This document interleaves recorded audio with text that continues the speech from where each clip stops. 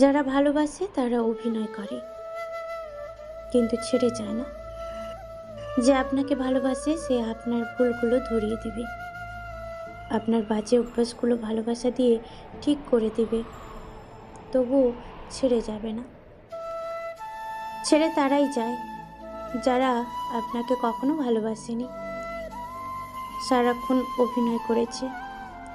অভিনয় করতে করতে ক্লান্ত হয়ে গেলে তখন আপনার সামান্য একটা ভুলকে বিশাল করে তুলে ধরবে এবং আপনার ওপর পৃথিবীর সব দোষ চাপিয়ে আপনাকে দোষী সাব্যস্ত করে বিদায় নেবে আপনার জীবন থেকে।